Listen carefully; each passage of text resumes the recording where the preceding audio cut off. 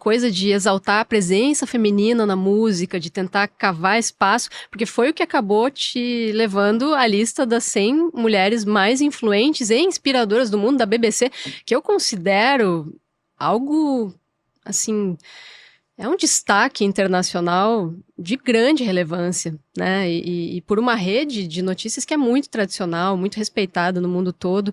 Tu tá lá naquela lista, né? Por um trabalho também pensando não só em ti, mas nas mulheres nessa caminhada, porque a gente sabe que não é fácil, né? Quando a gente pensa em compositores, é difícil lembrar de uma mulher, né?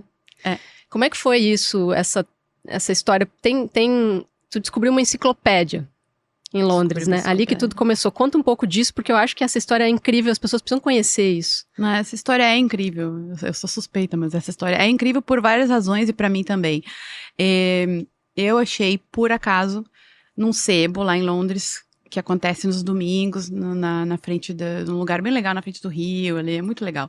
E aí você vai lá e tem vários livros, e tinha uma enciclopédia que se chamava a Enciclopédia Internacional de Mulheres Compositoras. Infelizmente, em inglês não existe essa diferenciação de gênero quando você fala a palavra compositores, você fala composer. Então, lá você tem que dizer women composers, tem que falar mulheres compositoras, para que fique bem claro. E aí eu me lembro que isso eram 2 volumes, gente, para quem não tá vendo, é um livrão mesmo, assim, 2 volumes muito grandes. E ali foram listadas 6.000 mulheres compositoras só da música clássica, da música de concerto, desde o período pré-medieval até 1984, que foi quando essa enciclopédia foi publicada. E eu me lembro que eu achei essa enciclopédia, eu levei para casa, fiquei assim, chocada, envergonhadíssima, me senti meio ignorante, porque eu pensei, meu Deus, mas eu nunca ouvi falar dessas mulheres. Toda a minha educação musical, eu ouvi falar de, sei lá, 5, né, que eu já havia cantado algumas coisas. Porque a gente fala em Beethoven, Vivaldi, Mozart. Que mulher que a gente fala, né, na composição? A gente fala dentro do meio clássico a Ana Maria Bach, né, que era esposa do Bach, a Fanny Mendelssohn, que era irmã do Mendelssohn, a Mariana Mozart, que era irmã do Mozart, mas que também não sobrou nada de música, que a gente sabia, e a Clara Schumann. E sempre vinculadas aos homens. Sempre vinculadas aos homens. Sempre atreladas a um homem. A única que não era vinculada, que eu já tinha ouvido falar, era a Bárbara Strozzi, que era uma compositora barroca, que também fez uma super carreira na sua época, e eu já tinha cantado coisa delas, mas fora isso, nenhuma mais. Então eu sei que eu fui pra casa e eu me senti muito ignorante, e o primeiro pensamento que veio foi assim, mas eu garanto que isso aqui é só um listão, né? É uma grande lista de mulheres, não quer dizer que a música era boa.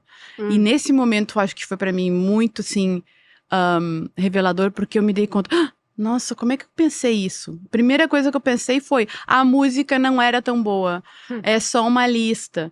Então, eu comecei a dar uma olhada, né?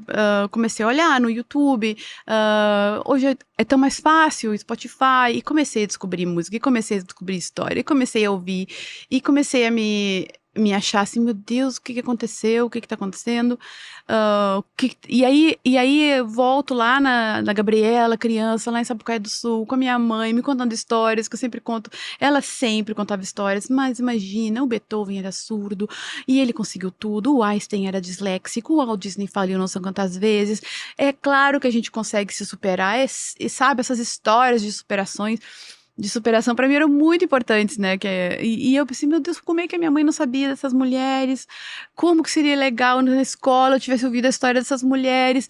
Eu sei que eu fui ficando uma chata.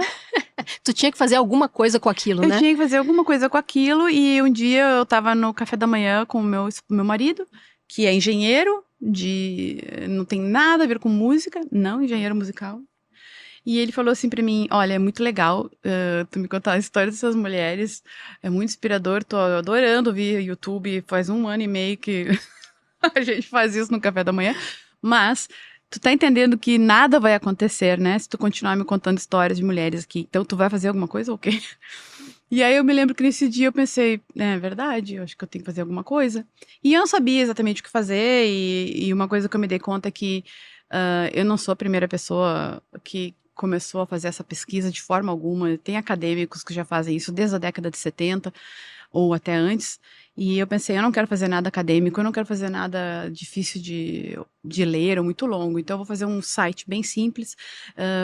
Fiz um site eu mesma no Adobe Dreamweaver, que eu sabia usar. Listei 4.000 mulheres lá, porque eu queria que essas mulheres saíssem da enciclopédia. Eu queria que elas fossem para um lugar em que qualquer pessoa que levasse um susto, assim, nossa, como assim? Quê? Existiram? Porque havia estudos, mas eles ficam presos dentro da academia, dentro da universidade, né? Exato. A ideia justamente era popularizar isso. Exato. E aí esse site acabou caindo na mão de um jornalista do The Guardian, né? Que é um grande jornal também.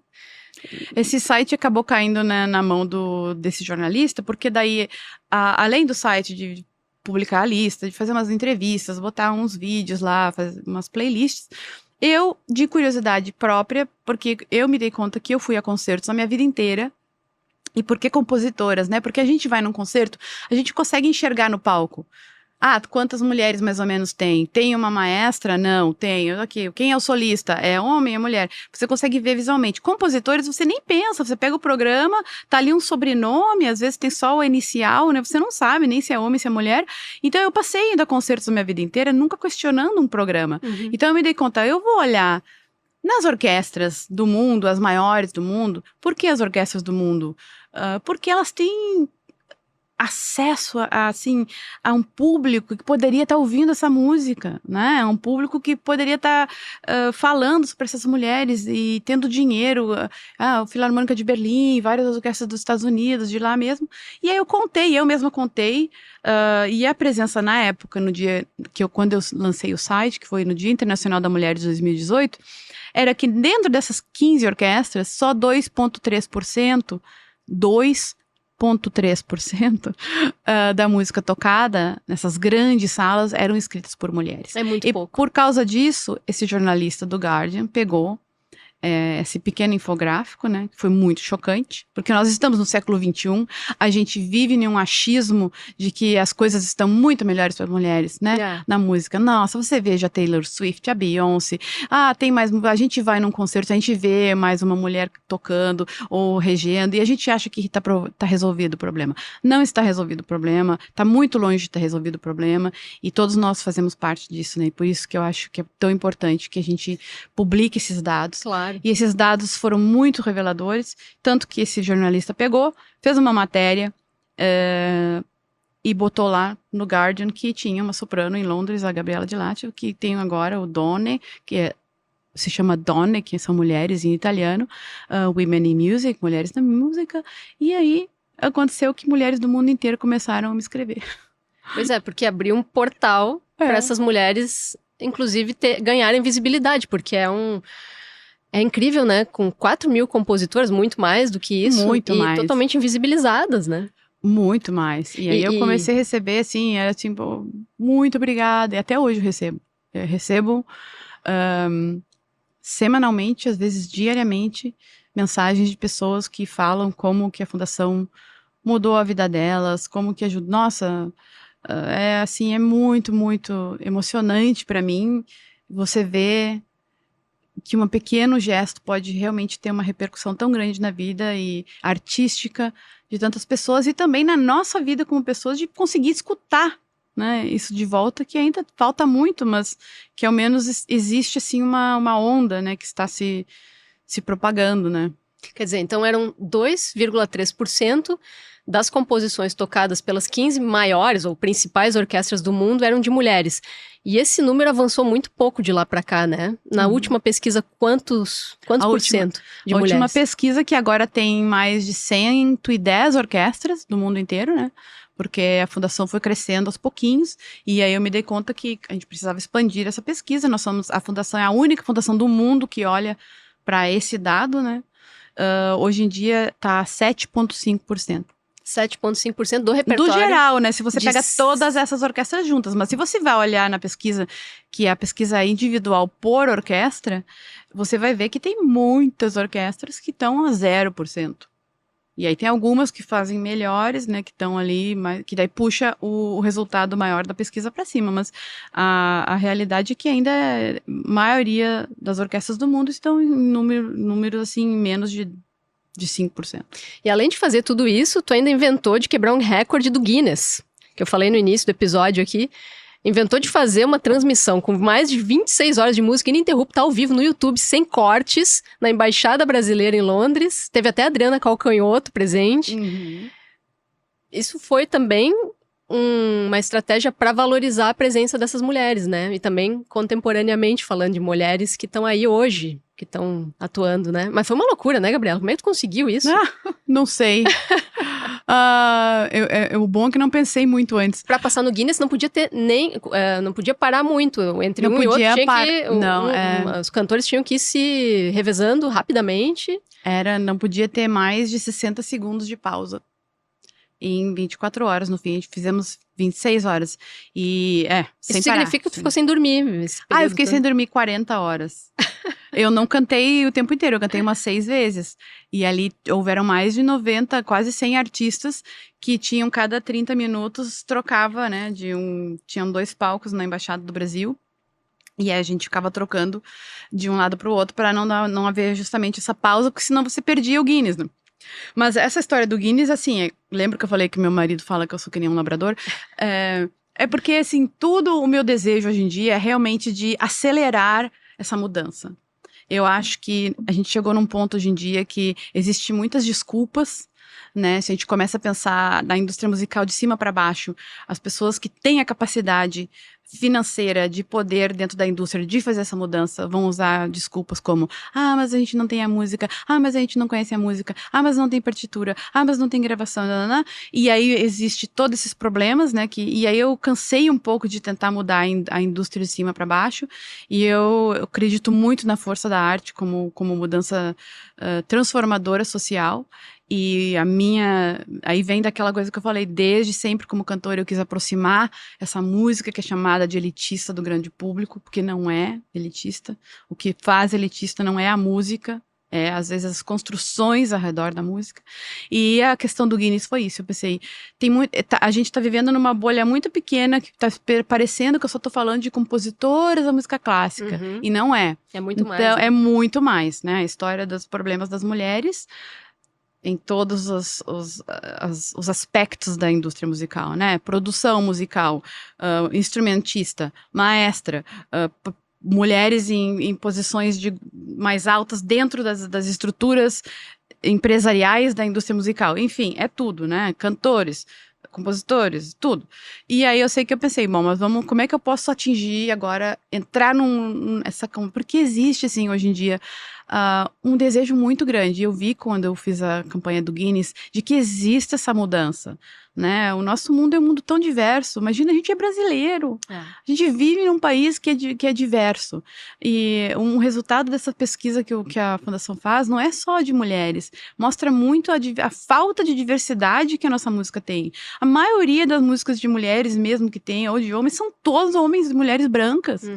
Né? Eu acho um absurdo a gente estar fazendo música no século XXI, que nós temos compositores vivos hoje em dia, e compositoras, e a gente está refletindo uma percentagem ínfima da contribuição que a gente tem artística e cultural e de vozes diferentes, e trazendo essas vozes para os palcos. Imagina a plateia nova que a gente pode trazer, né? Claro. Pra nossa música. E achei muito legal a Adriana Calcanhoto entrar nessa. Ela topou na hora. Nossa, a Adriana Calcanhoto é embaixadora do Doni, né? Eu convidei ela desde o início, a Joyce Moreno também, que agora eu vou estar lá em São Paulo, ela vai estar com a gente lá em São Paulo. Então eu me lembro que quando surgiu essa loucura, eu comecei a convidar um monte de gente, né? Até convidei todo mundo, a Adele, Lady Gaga. E aí comecei, vamos pro Brasil, né? E deu certo que a Adriana podia vir, a Latam patrocinou a passagem dela. Nossa, e aí foi super legal, ela chegou lá, a Adriana, nossa, foi assim mágico. Eu já convido todo mundo, tá? O set da Adriana tá no site do YouTube do Doni, você vai lá, e aí você acha, tá tudo, o Guinness inteiro tá lá dividido por artista, né? E aí você vê, porque não tinha público, tinha bem pouco público, ela tocou no meio da noite, era 1h30 da manhã, Nossa. A janela a Embaixada do Brasil, assim, no meio de Trafalgar Square, fica passando os ônibus, uma coisa muito icônica, assim. E aí ela tocando só o violão acústico, ela chegou assim e falou, eu vou plugar meu violão, e a gente falou, não pode, Adriana, não pode plugar, é acústico. Aí ela, não, tudo bem. Não vamos quebrar, né? Então ela tocou assim, a capela, sabe? Que E a gente, incrível, todo né? mundo cantandinho, baixinho, assim, com ela. Olha, quando no outro dia a gente finalizou, né? Que veio o certificado, demorou umas semanas ainda pra vir, mas ali eu já sabia que a gente tinha quebrado, né? Também, eu tava muito emocionada, porque ninguém se atrasou, ninguém errou, ninguém nada, ninguém reclamou, ninguém recebeu cachê. Sabe? Foi todo mundo, veio gente da Suíça, de outros Eu países. tô até arrepiada te ouvindo, porque é lindo, Eu né? É também lindo fico. isso. Eu chorei, como se eu sou uma chorona mesmo, Agora tu vai canceriana, chorar né? na frente do Não, Rei não, não. Charles. Ah, não. Não vou tentar, não. Não vou Como é que... tentar, A não. gente já tá chegando no fim, que o papo é muito bom, mas eu preciso te ouvir sobre isso, sobre essa coisa da condecoração, a ordem do Império Britânico. Isso é outro grande feito. Quando é que uma brasileira se tornaria membro de uma entidade desse tipo? Não sei, como é que isso soa pra ti? Quando tu soube, também chorou, se emocionou, né? Ai, é muito surreal. Eu falo sobre isso, parece que não sou eu, né? Eu tô falando parece de uma outra pessoa, e de vez em quando eu lembro que sou eu, e a primeira coisa que eu penso é justamente a Gabriela lá em Sapucaia, a Gabriela sonhando, a Gabriela aqui nos ensaios, pegando o último trem, depois de o Transurb, depois de terminar o ensaio na escolinha, voltar pra Sapucaia, olha, tentando conseguir bolsa, chegando lá, e assim, já vou me emocionar aqui de novo, porque eu acho que pra mim essa conquista não é só minha, sabe? Ela não é só minha porque, primeiro que ela é do Brasil, pra mim, né? Ela pertence a todas as mulheres que estão sonhando hoje. E, em segundo lugar, as mulheres da música, sabe? De poder levar elas comigo, de eu poder me dar conta. E isso é uma coisa muito importante também pra qualquer pessoa que quer ser artista, que tá sonhando em ter uma carreira. Não faça pelo teu ego, né? Esse é que a gente se perde às vezes, né? A gente faz porque eu quero me exaltar, porque que a Gabriela... E essa não é a razão que nos faz continuar. E não é a razão que faz com que a gente chegue nos lugares mais surpreendentes, que pra mim é isso que aconteceu comigo. Aquele momento que eu achei aquela enciclopédia, não foi só um momento que, virou uma chave, é um momento que eu me dei conta, realmente, na prática, que a música não pertence a mim, que quando eu estou no palco, eu não estou eu cantando Gabriela, eu estou a serviço da música. E mais hoje em dia, não é só a serviço da música, eu estou a serviço de criar um mundo melhor do jeito que eu posso fazer, e no meu caso é com música, né? Abrir as portas para mais pessoas, para vir escutar e que as pessoas que já estão produzindo essa música sejam escutadas. Então, eu chegar lá no dia, no palácio, é tudo isso que vem junto, sabe? A minha família, minhas irmãs, meus pais, o Brasil, as mulheres. Então, eu não vou chorar porque não quero dar esse gosto pro Charles, e eu quero poder, ainda tô pensando o que eu vou falar, né? Porque eu tenho ali os 30 segundos que eu tenho que falar alguma coisa pra ele que vai marcar. Do Rio Grande do Sul, Não, pelo amor de Deus. Vou falar pra ele, capaz. Mas Charles. Aqui do Rio Grande do Sul, né? Mas eu acho que aqui é tão importante. E tu é uma gaúcha, sabe? E Eu tem sou gente uma que nem te gaúcha. conhece, tu conquistou tudo isso. É um negócio incrível, né? O poder que a música tem e até onde a música pode levar alguém.